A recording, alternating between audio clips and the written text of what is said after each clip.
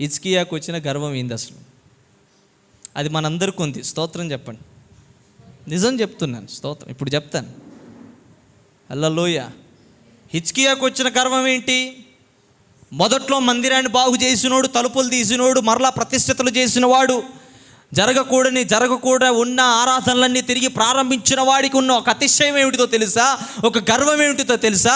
నా ఆలోచనలు ఉన్నాయి కదా, నా ఆలోచనల ప్రకారంగా నేనేం చేశానని నడుస్తుందిలే అని ప్రార్థన మీద, దేవుని మీద ఆధారపడడం మానేశాడు. ఇంత కాదా సార్ గర్వం అంటే? చేసే ప్రతి పనికి ముందు కూడా ప్రార్థించడం మానేశాడట. ఇక దేవుని దగ్గర ప్రతి దాన్ని కూడా పెట్టడమే మానేశాడు. అసలు ప్రార్థనే లేదు ఆయన జీవితంలో.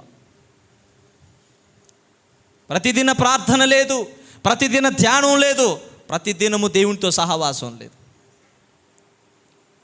ఎంతమంది 24 బీటే అనమాట. 24 బీట్ అంటే తెలుసా? చచ్చిపోయినప్పుడు బ్యాండ్ కొడతారు మన వాళ్ళు ఇక్కడ. ఆ బీటే ఇక మంది. అదే స్పీడ్ అనమాట, సూపర్ ఫాస్ట్ ఎక్స్ప్రెస్లో మనం. ప్రార్థన లేకపోవటం. నువ్వు ప్రార్థించట్లేదంటే దాని అర్థం ఏమిటి? ఇండైరెక్ట్గా నువ్వు గర్విస్తున్నావు. దేన్ని బట్టి గర్విస్తున్నావు? నువ్వు ప్రార్థించట్లేదంటే దేవుని మీద ఆధారపడట్లేదు. నువ్వు వాక్య ధ్యానం చేయట్లేదంటే దేవుని మీద ఆధారపడట్లేదు. అర్థమవుతుందండి?